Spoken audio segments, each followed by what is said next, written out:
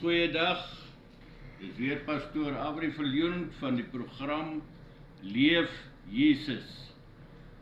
Ek praat graag oor die program Leef Jesus, omdat ek baie lief is vir liewe Jesus. En ek weet dat daar baie ander mense wat net so lief inteendeel dalk meer lief is vir Jesus as wat ek is. Maar ek glo daaraan dat ons Jesus moet leef. Kom ons bid net gou saam. Hemelse Vader, baie dankie dat ons weer vandag hier kan sit, daar ons vir u kom aanroep in die naam van Christus Jesus, u Seun, en in die kragtige werk van die Heilige Gees. Vader, dankie dat ons hierdie woord kan bedien vanoggend. Ons loof en prys u dat ons dit kan doen, en ons vra Heilige Gees dat u die leiding sal vat, en dat u elke oor sal aanraak wat moet hoor. Ons loof u daarvoor in Jesus naam. Amen. Ek wil vanmôre vir julle 'n stuk lees hier uit Lukas 14. Kom ons gaan daar vanaf vers 15. Ons lees daarso die gelykenis van die groot maaltyd.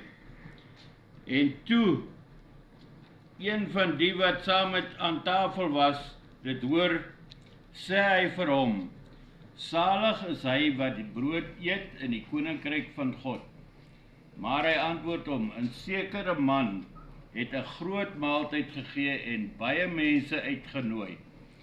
En op die uur van die maaltyd het hy die diensknegt uitgestuur om vir die genooides te sê: Kom, want alles is nou gereed. En hulle almal eenparig beginne verontskuldig. Luister nou net hier, almal eenparig beginne verontskuldig. Die eerste het vir hom gesê: ek het 'n stuk grond gekoop en ek moet noodsaaklik uitgaan om daarna te kyk. Ek vra u, verskoon my tog. Die ander een het gesê: ek het 5 paar osse gekoop en ek gaan hulle probeer. Ek vra u, verskoon my tog. En 'n ander een het gesê: ek het 'n vrou getrou en daarom kan ek nie kom nie. Want daardie diensknegt het gekom en die dinge aan sy heer vertel. Toe het die eienaar van die huis kwaad geword en vir die diensknegt gesê: gaan gou uit in die strate en die gangetjies van die stad en bring armes en verminktes en krepeles en blindes hierin. En die diensknegt het gesê: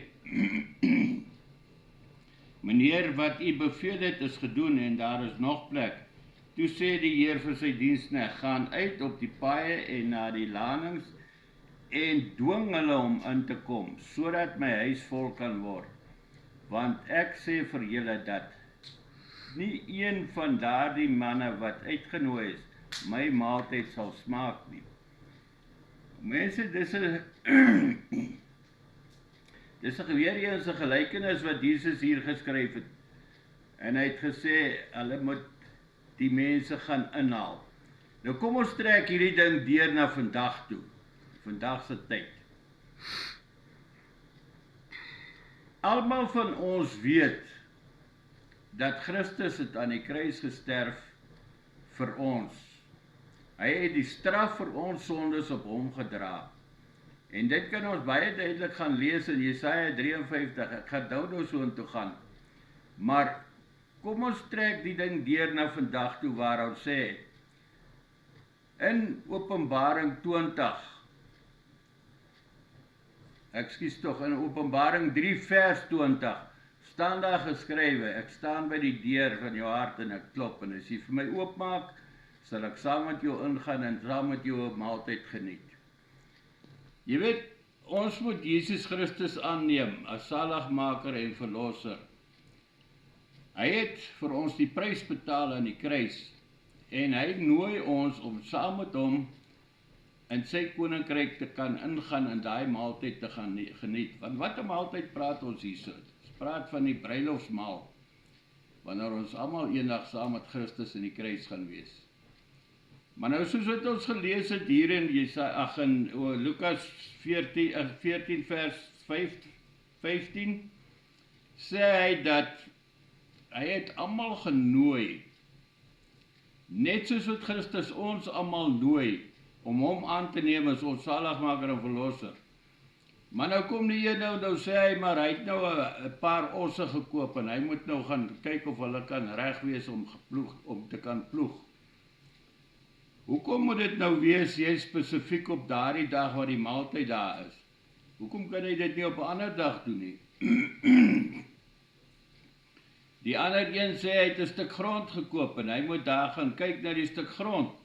Ek meen, jy koop nie 'n stuk grond as jy nie seker is, maar hierdie grond is wat ek graag wil hê nie. So jy gaan bekyk eers daardie grond voordat jy dit koop. Jy het nie nodig om agterna te gaan kyk, eers te koop en dan te gaan kyk nie. Die ander man sê hy het 'n vrou getrou en hy kan nie gaan nie.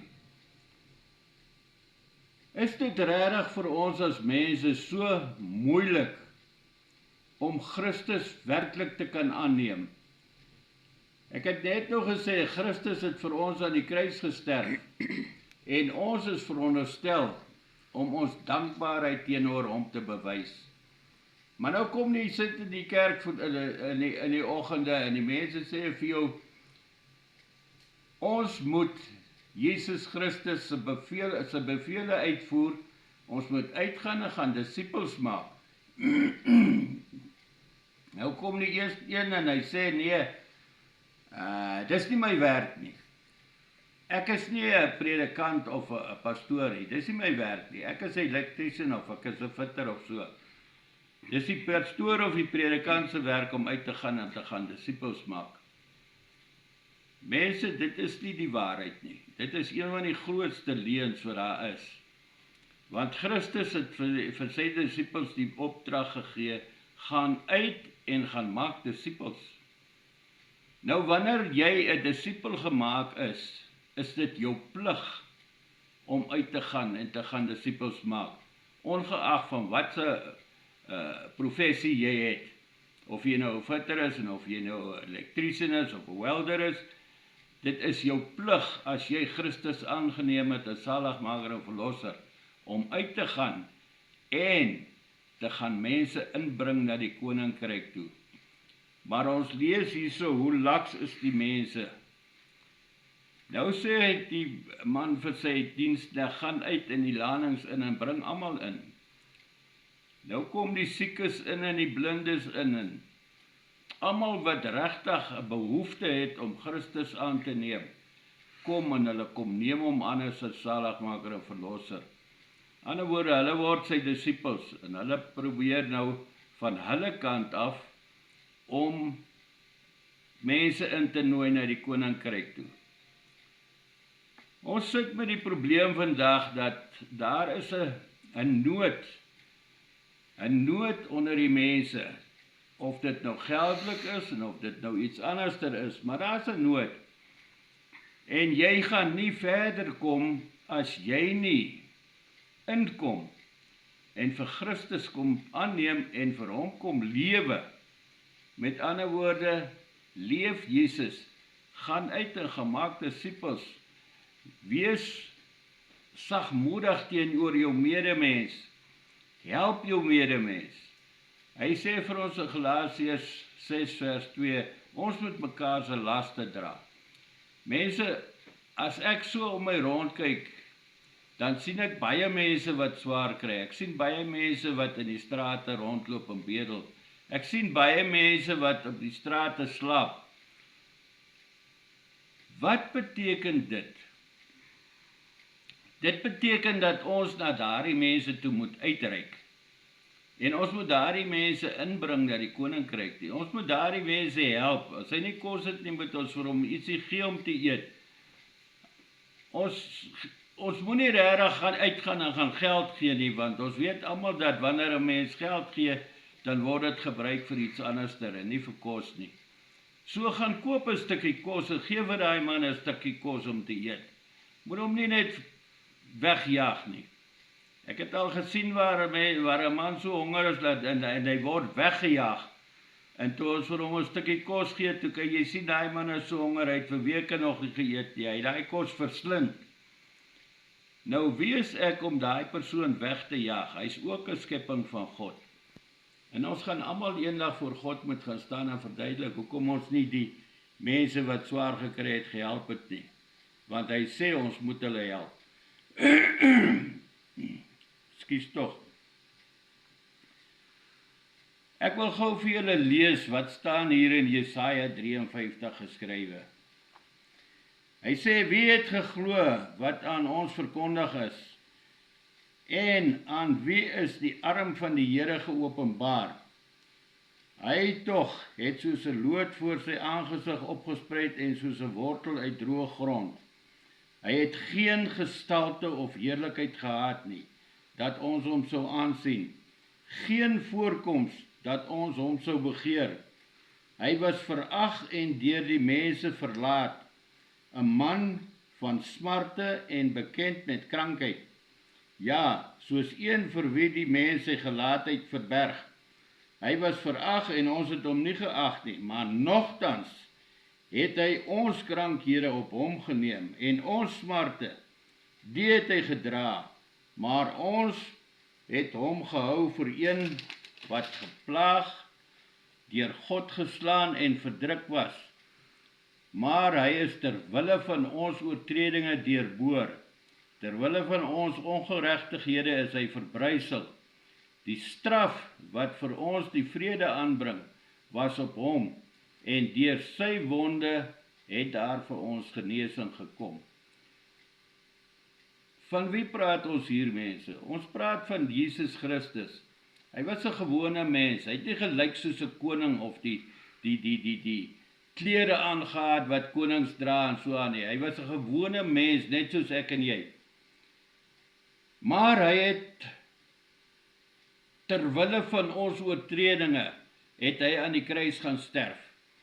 Hy het vir ons gewys hoe lief is hy vir ons, dat hy al die straf wat eintlik na ons toe moes kom, het hy op hom gevat, en hy het aan die kruis gaan sterf vir ons daarvoor. Maar wat doen ons? Hy sê, kom na my toe, almal wat vermoeid en belas is, en ek sal jou rus gee.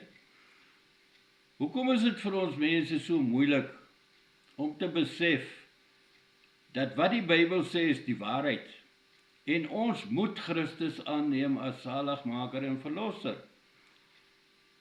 sodat ons die wedergeboorte kan deurgaan. Jesus het vir Nikodemus gesê, Johannes 3 vers 3, as jy nie weergebore is nie, sal jy die koninkryk van God nie ingaan nie.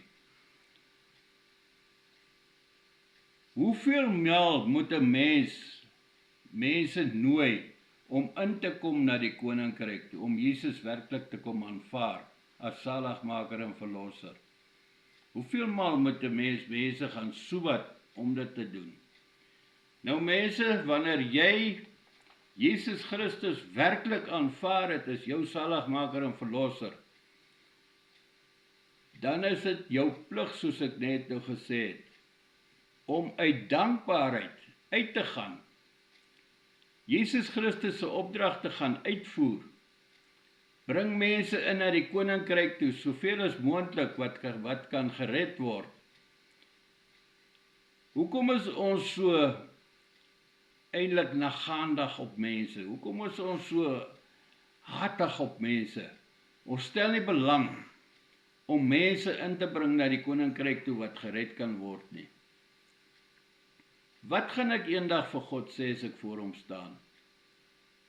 Jy weet, Matteus 7 vers 21 sê, nie elkeen wat sê, Here, Here, sal in die koninkryk ingaan nie, slegs hy wat die wil van die Vader doen. Nou, God se wil is uitsluitlik om mense te versamel onder een hoof, naamlik Jesus Christus. Alles wat in die hemel is en alles wat op die aarde is, moet versamel word onder een hoof. Wat beteken dit, mense? Dit beteken, gaan uit en gemaak disippels. Moenie kom met allerhande verskonings, maar ek moet nou eers gaan werk, of ek moet nou eers gaan groceries koop, of ek moet nou eers gaan visvang. Daardie verskonings gaan maak dat jy die pad na die hemel toe misloop. Jy gaan daai nou paadjie misloop. Jy gaan die breë pad loop na die verderf toe. Wie van julle stel nie belang om die nou paadjie na die hemelpoort toe te loop nie? Wie van julle stel nie belang om daai pad te loop nie? Wie van julle kan vir my met alle opregtheid en eerlikheid sê vandag, ek stel nie belang om hemel toe te gaan nie, ek gee nie om hel toe te gaan nie, ek kan maar gaan brand vir ewig. Wie van julle kan dit vir my sê met alle eerlikheid? Nou hier word daar 'n uitnodiging gemaak aan hierdie gelykenis van die groot maaltyd. Kom julle almal, kom. Maar wat sê ons as mense? Dis nie my werk nie. Ek hoort nie daar nie. Ek stel nie belang aan daai groot maaltyd nie. Ekskuus tog. Ek wil liewerste my eie pad volg. Ek sal maar net Sondag in die kerk gaan sit, miskien as ek nie dalk gaan visvang of ander dinge het om te doen. Sal ek in die kerk gaan sit, want dis mos my tradisie. Ek moet in die kerk wees, ek moet gesien word. Mense, dit is nie waaroor dit gaan nie. Uit jou hart uit moet jy 'n liefde vir Christus hê. En jy moet 'n liefde vir Christus se werk hê, sodat jy met liefde uitgaan en daardie werk gaan doen. Sodat jy met liefde kan uitgaan na die volgende persoon toe en sê vir hom, kom man, kom neem Jesus aan as jou saligmaker en verlosser, sodat jy ook 'n plek in die hemel kan kry. Moet nou nie so harde kojawel wees dat jy nou vir my sê, jy wil nie hemel toe gaan nie. Ek meen, ons gaan almal tog hemel toe, ons wil almal tog hemel toe gaan. Ek vra baie keer vir mense die vraag, as jy nou sou doodgaan, waar wil jy heen gaan? En die antwoord wat ek kry van almal af is, ek wil hemel toe gaan. Nou mense, jy gaan nie in die hemel inkom, as jy nie Christus aanneem ten eerste nie, en weergebore word, en jy gaan nie daardie hemel bereik, as jy nie Christus se opdrag gaan uitvoer, van gaan uit en gemaak disippels nie. Ons wil almal tog eendag regtig saam in die hemel weer by mekaar kom, as gesinne, as familie, as vriende, wil ons daar by mekaar kom. Nou, hoekom is dit vir ons so hard om te kan sê, ja, ek sal uitgaan, ek sal gaan mense inbring na die koninkryk toe, ek sal saam met hom aan daardie bruilofstafel gaan sit, ek sal saam met hom die maaltyd gaan geniet, want dis tog waarvoor ek werk. Hoekom is daar so baie mense wat glad nie belangstel om na daai tafel toe te wil gaan nie? Ek kry baie keer mense, jy weet, ons is, en julle kan dit maar gaan probeer. Jy kry hoeveel mense wat vir jou sê, ek is 'n Christen. Maar as jy nou gaan die ou se lewe gaan kyk, dan kan jy dit nie by mekaar bring by 'n Christen nie. Kom ons definieer gou die woord Christen. Christen beteken, ek is 'n kind van God, wat daarna strewe om te lewe en te doen wat Jesus Christus gedoen het toe hy op die aarde gelewe het. Dit is die definisie van 'n Christen. Nou wil ek 'n Christen wees, of wil ek nie 'n Christen wees nie? Wil ek 'n disipel van God wees, of wil ek 'n Judas Iskariot wees? Ek verraai Jesus.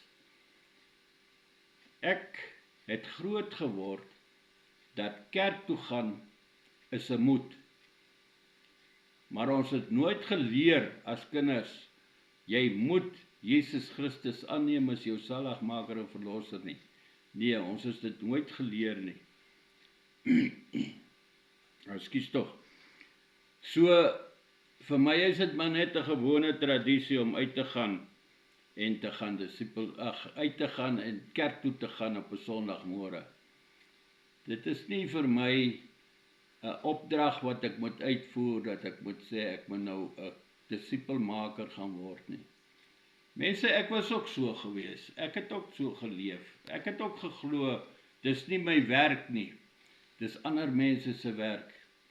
So, kom ons trek hierdie ding deur, en ons besef, dat ons moet disipels maak.